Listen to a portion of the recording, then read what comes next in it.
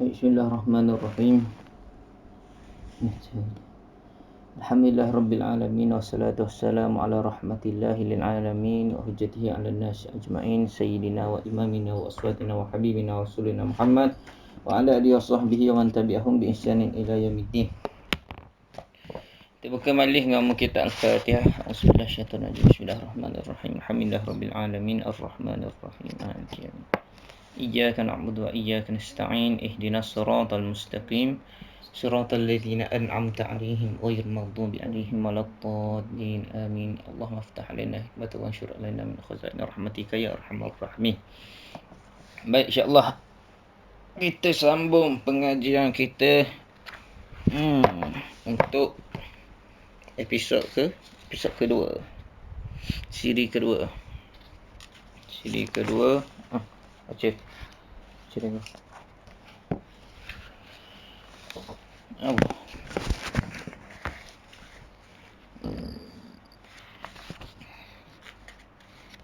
Itulah yang membicarakan hadis Umar, Sayyidina Umar Khattab radhiyallahu anhu. Sambungan daripada semalam lah. Jadi macam biasa kita untuk Ustazah baca. Ustazah ke peluang? Okey. Belajar. Okey. Ni dengar macam ni. Hai. Teka baca sekali. Kau nak cakap kau? Sambung dekat nombor 2. 58.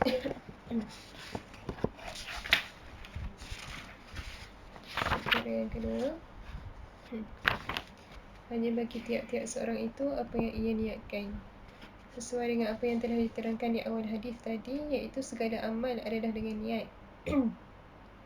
Maka niat itu tentu pula mempunyai arah tujuan atau ketentuan maksudnya. Kerana di sinilah terletak balas baik atau jahat.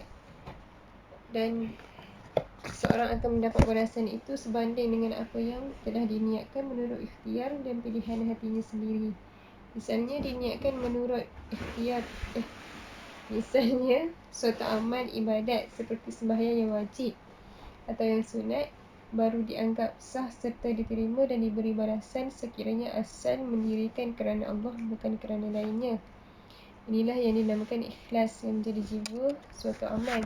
Dan amal yang demikian inilah yang diperintahkan Allah dengan firman-Nya.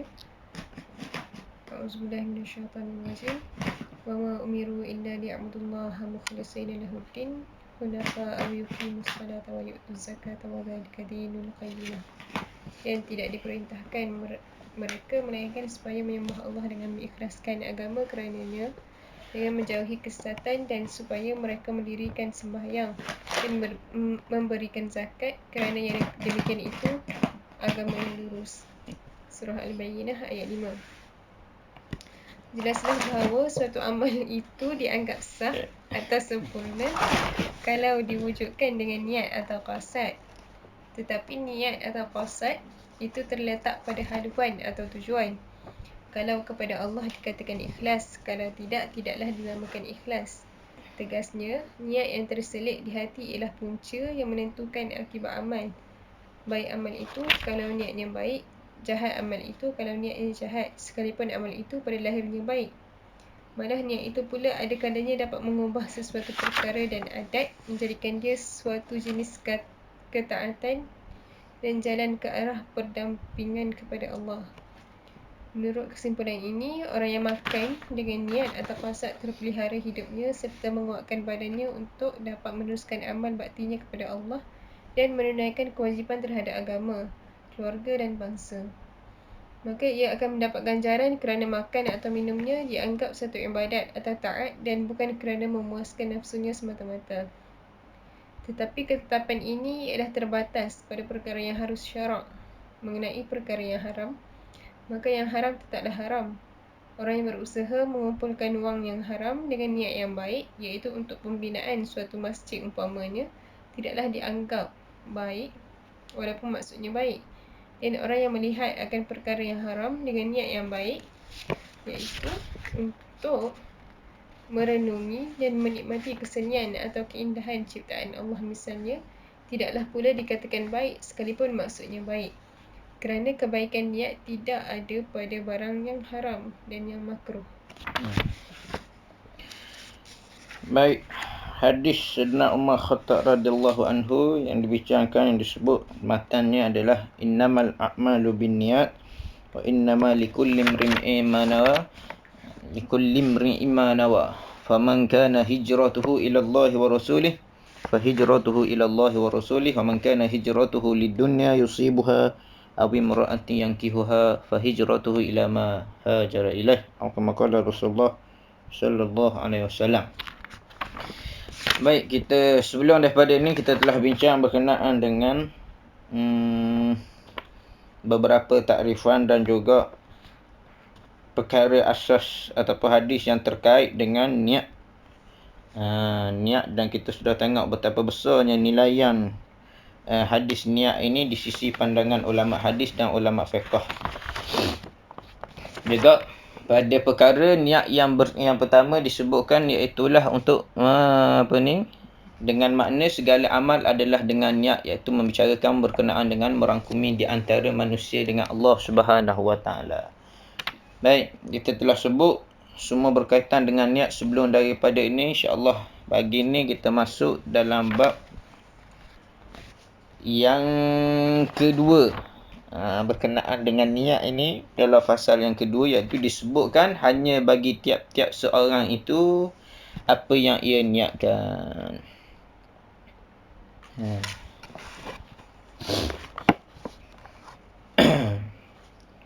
Dan itu kita berhenti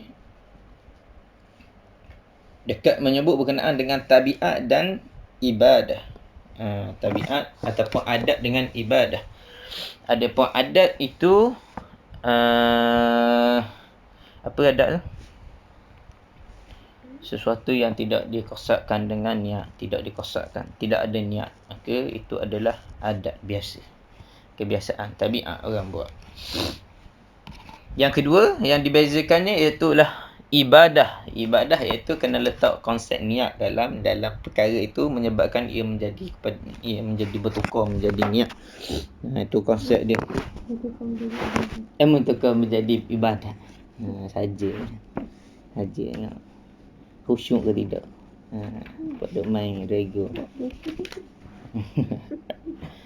Baik, jadi sesuatu perkara itu ada syarat dia. Sebenarnya kita nak menjadikan sesuatu perkara itu menjadi ibadah, dia ada konsep ataupun syarat dia. Syarat untuk kita menjadikan sesuatu amal kita itu ibadah, di antaranya yang disebut iaitulah kena mesti niat ikhlas kerana Allah Subhanahu Wa Taala. Ini yang pertama sekali, mesti ada niat. Kalau tak ada niat, dia tak akan bertukar menjadi ibadah sesuatu perkara itu. Yang kedua, mestilah amalan yang dibuat itu adalah iradah dia, ada tujuan dia. Mesti ada iradah, kehendak, tujuan, matlamat dia untuk buat sesuatu perkara. Yang akhir, yang ketiga, iaitulah tujuan dia itu adalah untuk diatur untuk akhirnya sekali membawa kepada Allah Subhanahu Wa Taala, berbalik kepada Allah Subhanahu Wa Taala. Kadang-kadang niat ada banyak. Dia niat juga, tapi niat dia bukan niat kerana Allah, tapi maka perkara itu tak jadi ibadah lah. Sama juga niat ke tak niat. Dia bukan mesti syarat kena niat saja. Niat mesti niat kerana Allah pula. Niat kerana Allah barulah dia akan bertukar menjadi ibadah. Okey, baik. Jadi termasuk yang kedua, iaitu yang membincangkan berkenaan dengan bagi tiap-tiap seseorang itu apa yang ia niatkan. Baik, kita tengok sekejap je ni. Kita ambil masa setengah jam.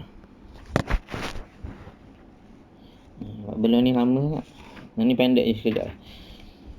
Baik, yang kedua iaitulah dibincangkan, iaitu berkenaan dengan pahala bergantung pada niat.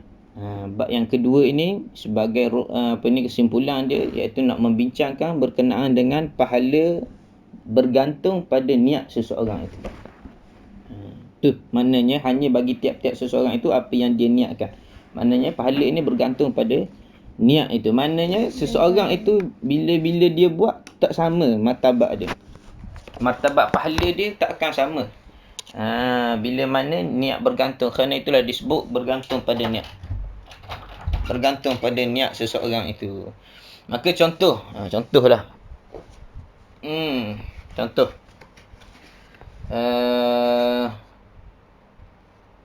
Dia awak ni nak pergi masjid. Awak nak pergi masjid. Dia ni nak pergi masjid.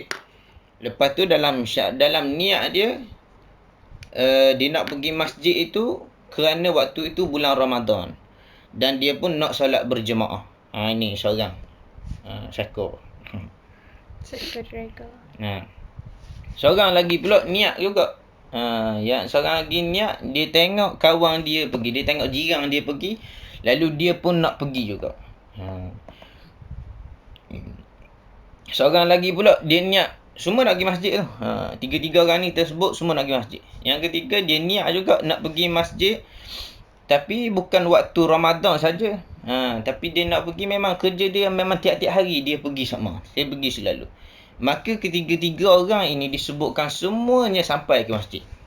Semua sampai ke masjid. Mana amalan yang dia buat tu semua sampai ke masjid.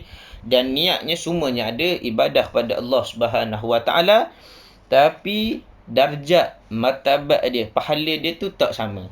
Sebab itulah dibincangkan di sini, iaitu tiap-tiap seseorang itu apa yang dia nak. Apa yang dia nak pula. Apa yang dia niatkan. Maknanya orang itu niat begitu, maka ada pahala khusus pada diri dia. Bergantung pada niat dia. Orang tadi yang kedua, dia ikut jiran. Tapi dia nak ibadah juga akhir sekali pada Allah. Tapi dia ikut.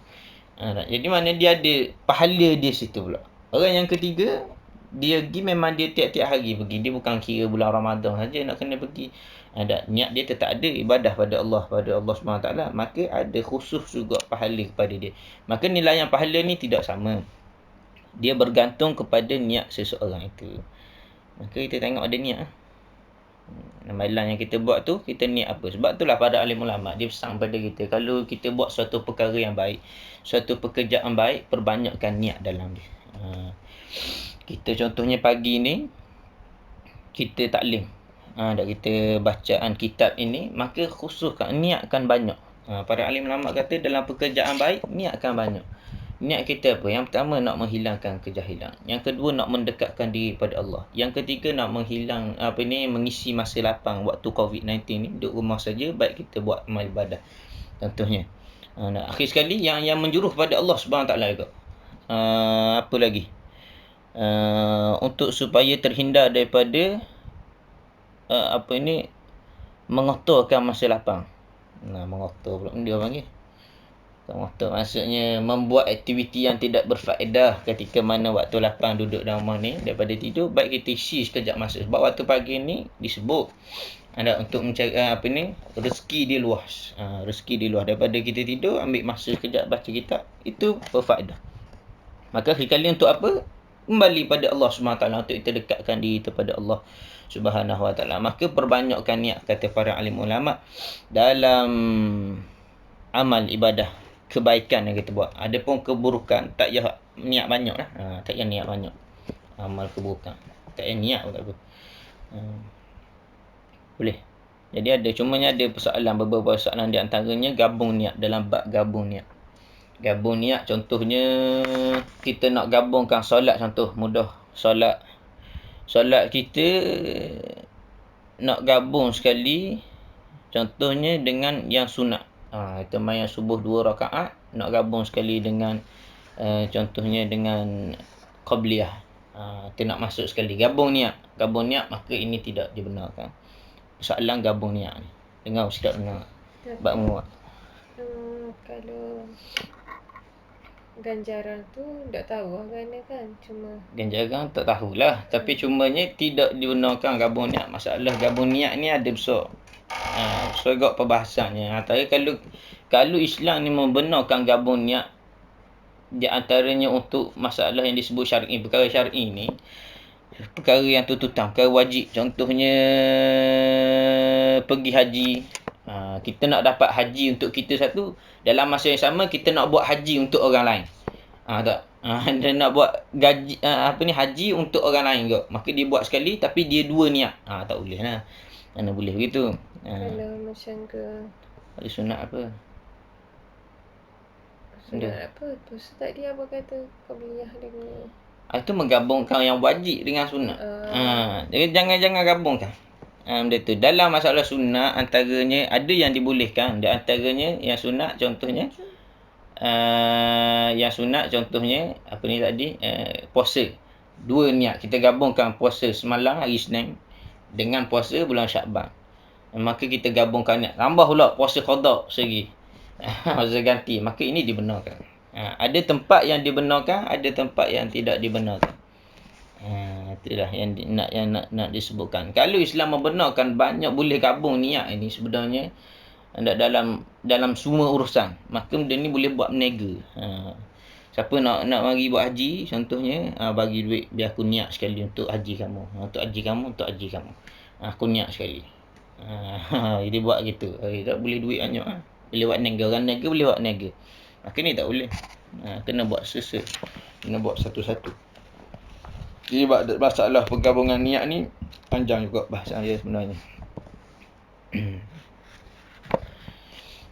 Baik, selepas daripada itu dibincangkan juga tadi apa ni? Masalah syar'i dan tidak syar'i ni. Amalan ada yang disebut sebagai syar'i dan tidak syar'i. Amalan yang syar'i ini adalah untuk menentukan sama ada sah ataupun batal sesuatu amalan itu, suatu ibadah itu. Amalan syar'i yang disebutkan amalan syar'i di antaranya apa? Solat fardu ataupun apa ni, tak kira lah amalan syar'i ini dia nak menentukan sama ada sah ataupun batal niat itu dengan niat. Maka bila kita kata solat, kita nak buat solat, kita tak niat, maka dia akan batal ataupun tak sah. Ada pun yang tak syar'i, tak ada masalah. Ada pun yang tidak syar'i, tidak ada masalah, cumanya dia akan tak dapat pahala daripada ganjaran niat tu ataupun tak bertukar menjadi ibadah. Contohnya buka pintu, berjalan, tak kira lah pergi ke mana-mana. Amalan yang tak syar'i. Yang saja kita buat mengikut adab, mengikut tabiat kita ni berjalan-jalan, maka kita tak letakkan niat, maka dia bukan kira sah tak sah. Kira tak ada apalah. Yang akan menjadi perkara itu adalah merupakan perkara yang harus. Bila harus, buat pun tak apa, tak buat pun keumum lah. Boleh berlaku. Jadi tak ada masalah. Yang tak syar'i ni tak ada masalah.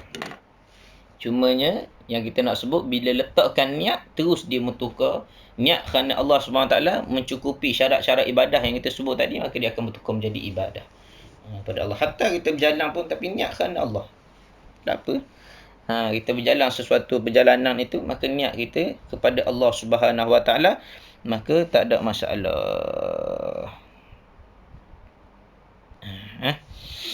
Okay, baik, situ habis itu. Baik, kita masuk sikit nombor 3.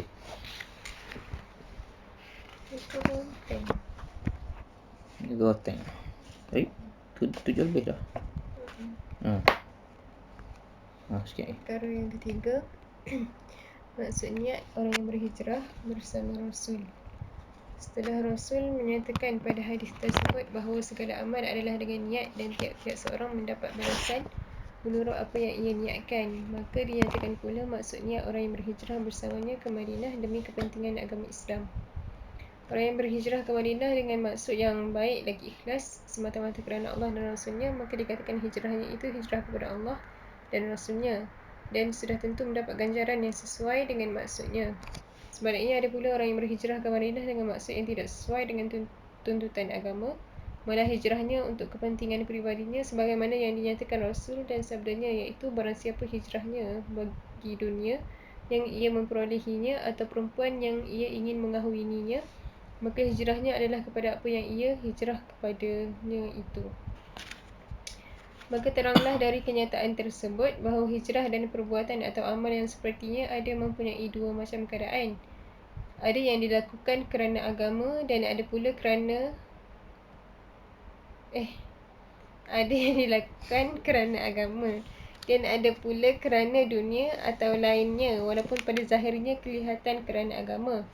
Sebagai contohnya ialah orang yang menunaikan haji untuk berniaga dan orang yang menuntut ilmu untuk mendapatkan kedudukan dalam masyarakat.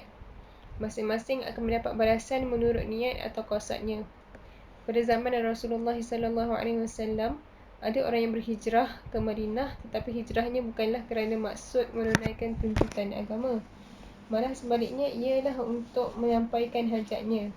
Ibnu Mas'ud menerangkan bahawa di antara para sahabah ada seorang lelaki yang ingin berkahwin dengan seorang perempuan yang bergelar Ummi Qais. Tetapi Ummi Qais sendiri tidak suka menjadi isterinya kalau dia tidak mahu berhijrah ke Madinah. Kerana itu berhijrahlah lelaki itu. Kemudian berkahwinlah mereka. Kata Ibnu Mas'ud, kami menamakan orang itu dengan Muhajir Ummi Qais, iaitu seorang yang berhijrah kerana Ummi Qais dan bukan kerana Allah dan Rasulnya. Inilah gambaran hijrah Yang oleh Rasulullah. oleh Rasulullah Allah SAW. Dikatakan hijrah kerana perempuan sebagaimana yang diterangkan dalam hadisnya. Sambung sikit mengerti hijrah apa? Pengertian hijrah. Erti hijrah menurut bahasa ialah semata-mata meninggalkan, dan artinya menurut istilah yang dikehendaki pada hadis tersebut ialah meninggalkan negeri Mekah lalu berpindah ke Madinah untuk kepentingan agama Islam. Pengertian ini adalah khusus dengan keadaan waktu itu, dan adapun pengertiannya yang umum yang berlaku pada setiap zaman, iaitu hijrah dari melakukan larangan Allah atau meninggalkannya sama sekali untuk melaksanakan segala yang diperintahkan dan yang disukainya, iaitu disukai Allah. Inilah pengertian hijrah dan hakikatnya yang meliputi segala macam hijrah yang dituntuti Islam kepada seseorang, iaitu hijrah dengan perkataan, perbuatan dan hati.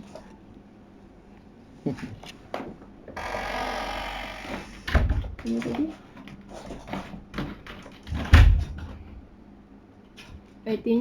Artinya tidak melakukan sesuatu yang dilarang itu sama ada dengan perkataan maupun dengan yang lainnya. Hijrah kepada Allah dan Rasulnya sebagaimana yang disebutkan dalam hadis sudahlah jelas pengertiannya, iaitu melakukan hijrah itu sesuai dengan maksud agama. Dan pengertian ini meliputi pula kepada perintah yang lain, iaitu suatu perintah mestilah dilaksanakan sesuai dengan tuntutan agama. Sebaliknya, ada pula hijrah kepada yang lain dari Allah dan Rasulnya, iaitu kerana dunia atau perempuan. Masuk ke dalam pengertian ini segala amal yang dikerjakan kerana kepentingan dunia atau mata bendanya dan kedudukannya. Dan ini sudah tentu berlawanan dengan hakikat ikhlas. Tetapi inilah pula yang menjadi daya pendorong bagi kebaikan orang yang beramal untuk mengejar keuntungan yang segera lagi dekat, sesuai dengan pengertian dunia itu sendiri. Okay, baik. Yang ketiga iaitulah diceritakan bagaimana niat orang yang berhijrah bersama Rasulullah sallallahu alaihi wasallam. Cerita khas. Apa? Sejuk. Cerita rekah di hijrah ketika mana Rasulullah sallallahu alaihi wasallam keluar berhijrah daripada Mekah ke Madinah. Hadis ini disebut innamal a'malu binniyat wa innamal likulli imrin ma nawa. Hadis ini diceritakan bagaimana Rasulullah sallallahu alaihi wasallam ketika mana keluar daripada Mekah menuju Madinah ini bersama dengan satu kelompok orang. Satu kelompok orang dipecahkan pula kepada dua bahagian.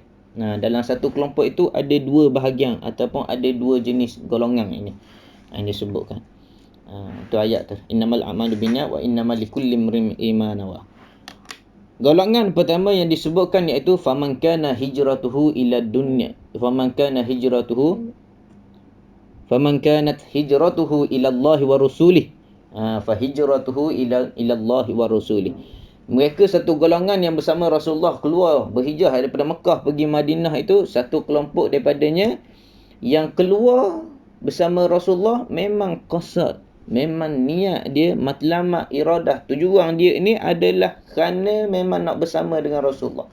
Memang nak bersama ataupun memenuhi tuntutan Islam.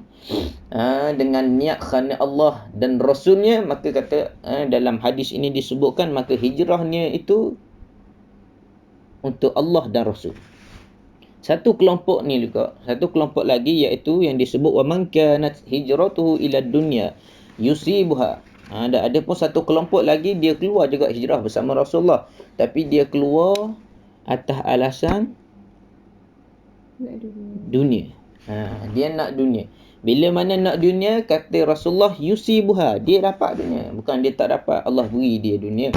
Tapi ada juga yang disebut awi mura'atin yang kihuha. Ataupun dia keluar atas dasar kerana dia nak kerana tunang dia. Dia ada dua kelompok. Dia ada dua pula pecahan dalam kelompok kedua ini. Disebut yang pertama, dia keluar untuk dunia ni, dia nak berniaga di Madinah. Dia cari dunia, iaitu dia nak berniaga. Lalu dia sampai ke Madinah, sampai cerita dia lah. Sampai ke Madinah, dia nak berniaga, lalu Allah beri perniagaan kepada dia, berniaga. Maka dia dapat dunia, dia dapat berniaga dengan cantik di Madinah. Tak ada masalah, Allah beri pada dia. Ada mana yusibuha, mau dapat benda yang mana. Yang kedua, awim ra'atin yang kiha, dia nak kerana tunang. Yang dia cerita tadilah, Ummi Qais tadi, dia nak keluar bersama dengan Rasulullah, nak keluar. Tapi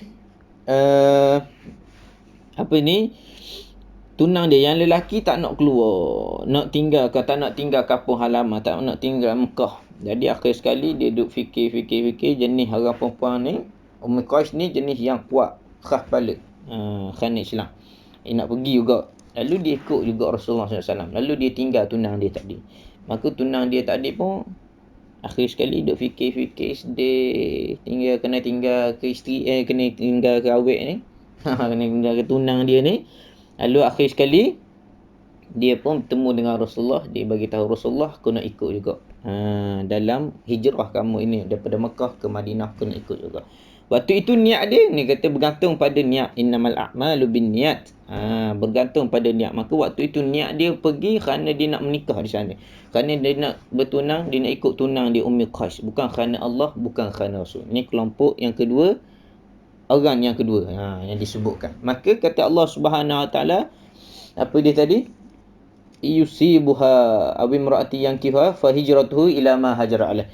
Maka apabila dia keluar, dia nak benda tu, maka dia dapat benda tu. Allah beri pada dia, bukan Allah tak beri. Tapi yang membezakan di antara golongan ataupun kelompok yang pertama dengan kelompok yang kedua, kelompok pertama tadi dia dapat dunia dan akhirat kerana dia keluar bersama Rasulullah itu, kerana memang tujuan dia Allah dan Rasulullah sallallahu alaihi wasallam, maka dia dapat dua-dua. Dunia dapat, akhirat pun dapat Allah beri.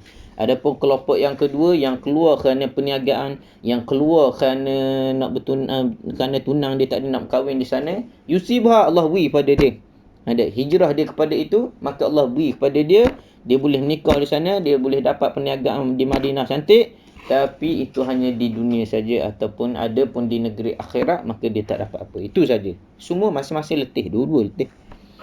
Kena jalan atas padang pasir, dan semua dua-dua itu sampai ke Madinah. Daripada hijrah dia pada Mekah ke Madinah, semua sampai. Cuma yang membezakan tadi, kita cerita bab niat tadi. Maka kerana niat, dia akan bertukar terus. Maka pahala pun, ganjaran pun, manfaat juga berbeza. Maka yang kedua tadi hanya dapat dunia saja, akhirat habaq mansura. Jadi debu-debu yang berterbangan. Maka tak ada apa, jadi rugilah. Jadi rugi.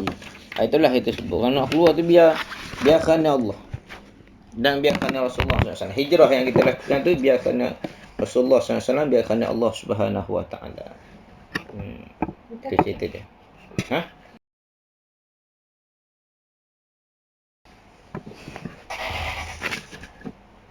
Yang keseluruhnya iaitulah pengertian hijrah tadi. Termasuk dalam pengertian hijrah,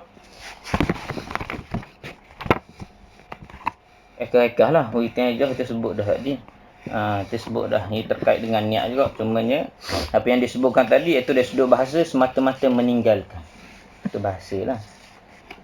Bahasa semata-mata meninggalkan. Sama ada meninggalkan apa itu, Allah meninggalkan maksiat, ataupun kita kata nak meninggalkan suami, meninggalkan isteri, meninggalkan anak untuk keluar 30 hari, 40 hari, Allah lah. Semata-mata meninggalkan, tu dari sudut bahasa. Adapun dari sudut istilah kepada dia hadis Sayyidina Umar tadi, iaitulah mereka yang keluar berhijrah daripada Makkah pergi kepada Madinah. Itu makna istilah menurut hadis tadi. Adapun istilah yang dimaksudkan dengan hijrah, iaitulah keluar ataupun berpindah daripada suatu yang baik kepada yang lebih baik, ataupun berpindah daripada suatu yang buruk kepada yang baik. Buruk kepada yang baik, ataupun baik kepada yang lebih baik. Itu yang disebutkan hijrah. Maknanya dia melakukan hijrah. Itu dari sudut istilah dia. Maka dalam satu perjalanan ini, apabila kita melakukan perjalanan ini, dia terbahagi kepada 3 konsep. Melakukan perjalanan ini dibagi kepada 3 konsep dia. Ada satu perjalanan yang disebut kerana ketaatan pada Allah Subhanahu Wa Taala. Yang kedua, adanya disebut perjalanan ini iaitu yang disebut ibahah, perjalanan yang ibahah yang harus. Contohnya perjalanan di seronok-seronok nak pergi mana? Nak pergi jalan-jalan. Seronok-seronok, maka ibahah ini disebutkan. Harus. Yang kedua, perjalanan kepada maksiat. Perjalanan dia itu bermaksiat. Dia menuju ke tempat-tempat konsert ataupun ke mana-mana tempat maksiat, maka ini dikira perjalanan yang maksiat.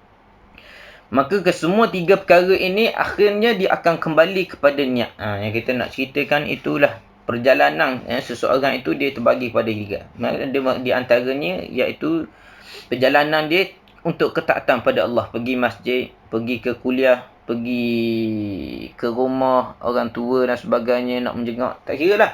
Dengan niat qasad dia iaitu kerana Allah Subhanahu Wa Taala untuk Islam, maka ini disebut ketaatan pada Allah. Adapun ibahah yang seronok yang kita sebut, adapun maksiat seperti mana yang kita sebut tadi, nak pergi konsert dan sebagainya. Maka ini yang disebut kalau maksiat. Ada satu kaedah fiqh ini yang disebut ar-rukhsah la tanalu bil ma'asi. Ar-rukhsah la tanalu bil ma'asi. Ini kaedah fiqh Imam Syafi'i. Kalau dalam tengok kaedah qawaidul fiqh Imam Syafi'i ini, dia ada sebut ar-rukhsah la tanalu bil ma'asi. Rukhsah tak boleh dapat bila perjalanan itu bermaksiat. Tujuan dia untuk bermaksiat, maka rukhsah kita tak boleh terima.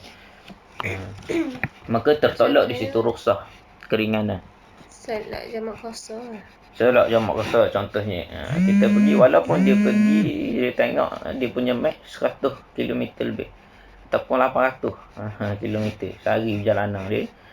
Tapi dia nak pergi ke konsert. Maka tak dikira di situ ada kerusahan hilang.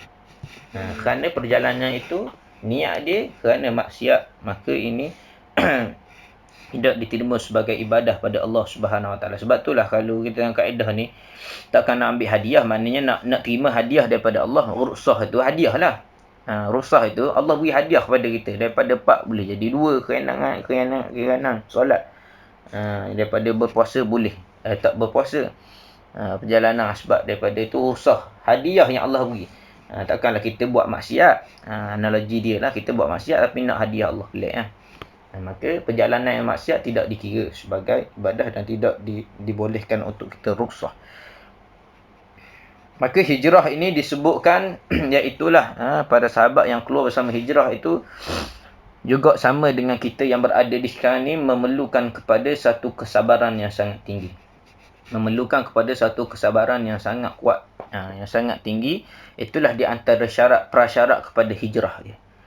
Nak hijrah mesti kena sabar. Yang kedua, syarat dia mesti kena istiqamah. 2 itu. Syarat untuk kita hijrah mesti kena sabar. Sabar bila mana apa? Kerana kita tahu di setiap hijrah yang kita lakukan ini, dia pasti akan diuji oleh Allah Subhanahu Wa Taala. Tak kira hijrah apa pun. Hijrah hatta hijrah yang kecil yang kita lakukan pasti akan diuji oleh Allah Subhanahu Wa Taala.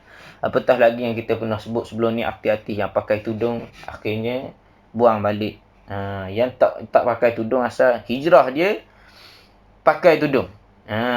Tu dia hijrah daripada tak baik, dia pakai tudung dah kepada baik. Akhir sekali tak tahan, tak sabar dengan makian, cacian ataupun kecaman netizen. Akhir sekali dia buka balik tudung dia. Waktu itu dia telah disebut sebagai orang yang tidak sabar dengan hijrah yang dia lakukan. Maka tertolak, terkeluarlah dia daripada apa ni yang disebut sebagai sifat hijrah itu. Kerana sifat hijrah syarat dia kena sabar. Yang kedua istiqamah. Istiqamah lagi parut. Istiqamah ni parut. Pernah Sayyidina Abu Bakar radhiyallahu anhu, dia tengok Rasulullah ni berubang. Cerita dia kan.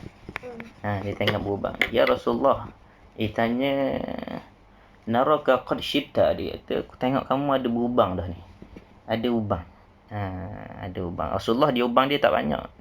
Dalam riwayat disebut 20 ataupun dalam banyak riwayat mengatakan kurang daripada 90, lebih kurang gitu. Dalam sepanjang hidup dia tu. Ubang dia. uban Rasulullah.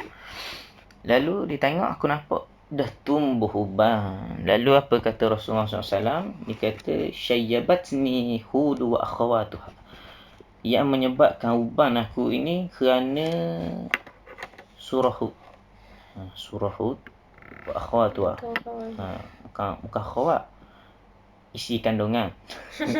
Akhawat itu isi kandungan surah Hud. Jadi yang menyebabkan uban ni bukan surah Hud. Bukan surah Hud. Tapi isi kandungan yang ada dalam surah Hud, iaitu satu perintah daripada Allah Subhanahu Wa Taala pada ayat 112 tak silap, disebut fastaqim kama umirt. Fastaqim kama umirt. Itulah maka istiqamah ke wahai Muhammad, kata Allah Subhanahu Wa Taala kepada Nabi Muhammad, istiqamahlah kamu di atas jalan ketaatan kepada Allah seperti mana yang telah diperintahkan aku. Waktu itulah bila turunnya ayat itu kepada Nabi, Nabi dah mula rasa, Masya Allah, ni susah. Istiqamah ni adalah satu perkara yang sangat susah. Maka syarat hijrah mesti istiqamah. Tu dia. Istiqamah dan sabar tu prasyarat kepada hijrah. Maka tak ada dua tu tak benda. Jadi istiqamah. Jadi Nabi huru-hara. Kenapa Nabi ni contoh teladan bagi seluruh umat dia. Bukan dia umat aja sekalian alam. Maknanya kalaulah disuruh perintah itu turun pada Nabi, maka maknanya Nabi ni kena buat 2 kali lebih baik daripada orang biasa. Kalau kata perintah Allah kata kena sedekah, Nabi Muhammad kena 2 kali lebih lipat kali ganda, ataupun berlipat-lipat kali ganda kena sedekah. Bila kata kena senyum, Nabi kena senyum, kena tunjukkan senyum. Orang lain syariat dia maknanya kena senyum, akhlak dia. Nabi 2-3 kali kena tunjukkan senyum pada orang. Solat, tak kiralah apa jua yang disebutkan, apabila diturunkan kepada Nabi, maka Nabi kena tunjuk contoh yang lebih pada orang. Maka waktu tu nak sebut istiqamah tu susah. Waktu tu sehingga berubah Nabi ni kerana yang disebut istiqamah. Kerana ganjaran itulah istiqamah ni. Apa istiqamah ni? Iaitu kekal konsisten di atas jalan ketaatan pada Allah Subhanahu Wa Taala. Itu makna istiqamah, iaitu kekal konsisten di atas jalan ketaatan pada Allah Subhanahu Wa Taala sampailah mati. Itu baru istiqamah orang ni. Istiqamah kena sampai mati. Dah habis, tak istiqamah. Dua, main lopak dah. Jadi tak istiqamah. Dia kena istiqamah sampai mati. Sampai mati. Sebab itulah ganjaran istiqamah ini sangat besar. Ganjaran dia di antaranya wa absyiru bil jannati allati kuntum tu'adun. Allah berikan ganjaran syurga. Bukan sekadar itu. Tak ingat ayat dia, tapi disebut sehingga kan malaikat ni pergi pujuk pada orang yang mati dalam istiqamah ini. Anda pergi pujuk pada dia bahawa jangan risau. Sebab tu itu kita huru-hara sikit lepas mati di alam barzah itu. Waktu itu kita huru-hara nak pergi ke mana? Nak pergi ke mana ni? Neraka ke syurga? Akhir sekali dia mari pujuk. Dia kata jangan risau. Dia kata jangan risau. Kerana kamu ini telah dijanjikan oleh Allah Subhanahu Wa Taala untuk masuk ke dalam syurga Allah Subhanahu Wa Taala. Maka waktu itu malaikat datang pujuk. Malaikat datang pujuk dia. Disebut tatanazzalu alaihimul malaikatu alla takhafu wa la tahzan. Apa ayat mula-mula dia? Ya, surah Fussilat. Qala rabbuna Allah tu. Qala rabbuna Allah summa istaqim. Apa ayat dia? Fussilat, surah Fussilat. Disebut tatanazzalu alaihim. Innal ladzina qalu rabbuna Allah. Mereka yang mengucapkan innal ladzina qalu rabbuna Allah, berkata bahawa Allah adalah Tuhan aku. Tsumma istaqamu, dan kemudian dia istiqamah di atas jalan itu. Mana sebetulnya yang disebut yang pertama kena beriman, yang kedua kena istiqamah. Maka dua ini disebut ketika mana mati, ketika mana dalam alam barzah itu, waktu itu ketika mati, tatanazzalu alaihimul malaikatu alla takhafu wa la tahzan. Malaikat rahmat ni berpujuk mari ramai-ramai. Malaikat rahmat mari ramai-ramai bagi tahu pada dia jangan risau. Waktu tu kita huru-hara nak pergi ke mana? Nak pergi syurga ke nak pergi neraka? Huru-hara waktu tu. Malaikat mari pujuk.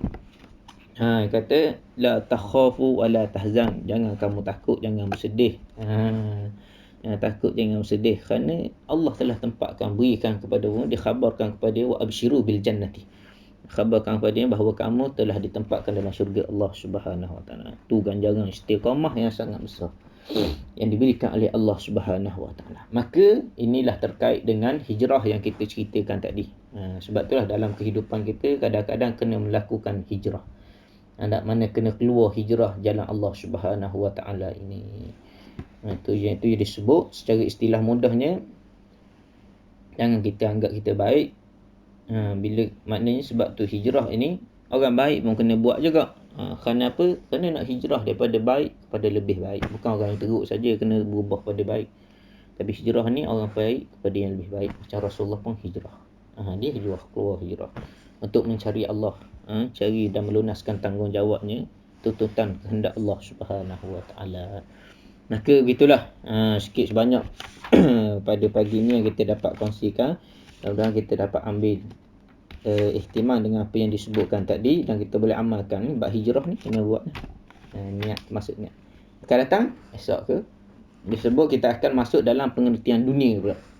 Pengertian dunia yang kita akan membincangkan. Dalam hijrah ini ada di kalangan mereka yang akhir sekali timbul dalam diri dia perasaan-perasaan, antaranya tidak ikhlas pada Allah. Kita akan bincangkan di antaranya, iaitulah amal yang ikhlas, amal yang tidak ikhlas, amal yang nak ditunjuk-tunjuk dan sebagainya yang boleh merosakkan amal ibadah kita itu. Itu kita akan bincangkan itu insya-Allah. Allah Subhanahu Wa Taala alam. Soalan ini. Baik, Allah Subhanahu Wa Taala alam. Auzubillahi syaitanir rajim. Bismillahirrahmanirrahim. Alhamdulillahirabbil alamin wassalatu wassalamu ala asyrafil anbiya wal mursalin wa ala alihi wasahbihi ajma'in. Allahumma inna nas'aluka ilman nafi'an, ya Allah, berikanlah ilmu yang bermanfaat buat diri kami ini ya Allah, wa rizqan thayyiban, berikanlah rezeki yang baik untuk diri kami ini ya Allah, wa amalan mutaqabbalan, engkau terimakanlah segala amalan yang kami buat pada pagi ini ya Allah. Rabbana atina fid dunya hasanah fil akhirati hasanah wa qina azabannar. Sallallahu alaihi wasallam Muhammad wa ala alihi wasallam. Alhamdulillahirabbil alamin.